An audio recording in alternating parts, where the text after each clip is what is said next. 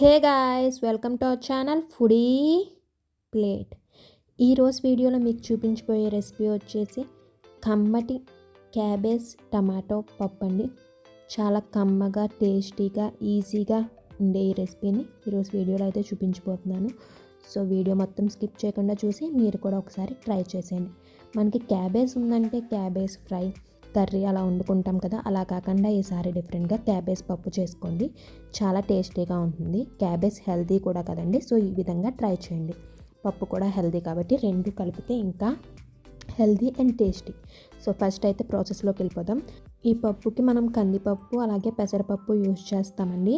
మేమైతే 1 glass of పప్పుతో చేసుకుంటున్నాము. సో 1 గ్లాస్లో 3/4 ఏమో కందిపప్పు, 1/4 ఏమో పెసరపప్పు తీసుకున్నామండి.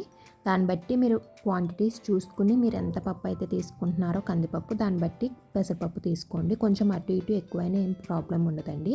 సో ఫస్ట్ ఆ పప్పుని కుక్కర్లో వేసుకుని ఒక 1 or 2 times వాష్ చేసేసుకోండి. బాగా వాష్ చేసుకున్నాక ఇప్పుడు అదే కుక్కర్లో కట్ చేసి పెట్టుకున్న ఆనియన్స్, చీరికల కింద కట్ చేసుకున్నా పర్లేదండి, చీరికల కింద కట్ చేసుకున్న ఆనియన్స్ వేసేసుకోండి. అలాగే చిన్నగా కట్ చేసుకున్న క్యాబేజీని కూడా వేసుకోండి. మనం పెసరపప్పు వేయడం వల్ల టేస్ట్ అనేది ఇంకా బాగుంటుందండి. కందిపప్పు పెసరపప్పు మిక్స్ చేసుకుని పప్పు చేసుకుంటే, సో అందుకే అలా వేసుకున్నాం. క్యాబేజ్ కూడా వేసేసుకున్నాక పచ్చిమిరపకాయలు చీరికల కింద కట్ చేసుకుని వేసేసుకోండి. అవి కూడా తర్వాత టమాటోస్ కూడా కట్ చేసుకుని వేసుకోండి. అవన్నీ వేసేసుకున్నాక కొంచెం పసుపు కూడా వేసుకోండి. అలాగే కొంచెం టమారిన్ కూడా వేసుకోండి. మనకి టమాటోస్ పులుపు సరిపోదండి, సో చింతపండు కూడా వేసుకుంటున్నాము. చిన్న నిమ్మకాయ సైజ్ అంతా చింతపండు వేసుకుంటే సరిపోతుంది. తర్వాత 1 గ్లాస్ ఆఫ్ పప్పు తీసుకున్నాం మనం, రెండు మిక్స్ చేసిన పప్పు. సో 4 glasses ఆఫ్ వాటర్ అయితే తీసుకుంటున్నామండి. అది వాటర్ కూడా 4 glasses వేసేసుకుని లిడ్ అయితే క్లోజ్ చేసేసి కుక్కర్ విజిల్స్ పెట్టేసుకోండి. 4 విజిల్స్ వచ్చేంత వరకు మనం కుక్ చేసుకోవాలండి. సో కుక్కర్ విజిల్ పెట్టేసి 4 విజిల్స్ వచ్చేంత వరకు కుక్ చేసేసుకోండి.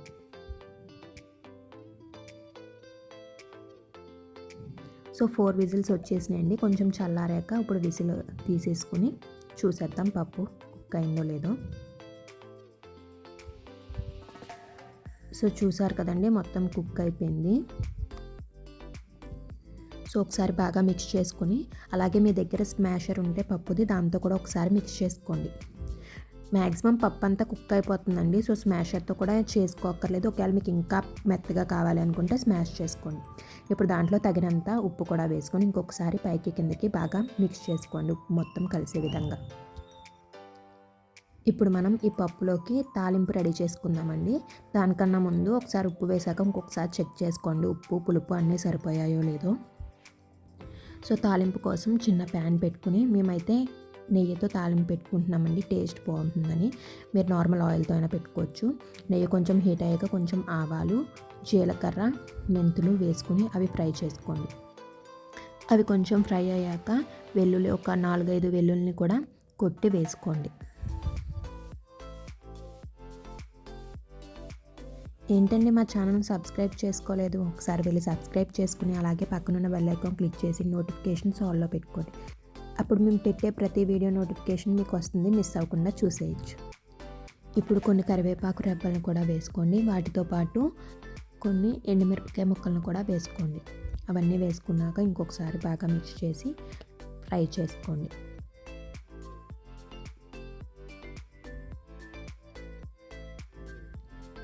అవన్నీ ఫ్రై అయిపోయాక లాస్ట్లో మనం దీంట్లోకి అయితే డ్రై మేతి వేస్తామండి. మెంతాకు వేసుకుంటున్నాము. మీరు ఫ్రెష్ మెంతాకు కూడా వేసుకోవచ్చు, లేదు అవి అంటే కూడా అది స్కిప్ చేసేయచ్చండి, పర్లేదు. కానీ అది వేసుకోవడం వల్ల టేస్ట్ ఇంకా బాగుంటుంది. సో అవైలబుల్ ఉంటే తప్పకుండా వేసుకోండి. మెంతాకు వేసుకున్నాక ఒకసారి మిక్స్ చేసి స్టవ్ ఆఫ్ చేసేసుకోండి. ఇప్పుడు ఆ తాలింపుని పప్పులోకి ట్రాన్స్ఫర్ చేసేసుకోండి. తర్వాత ఒకసారి పైకి కిందకి బాగా మిక్స్ చేసుకోండి.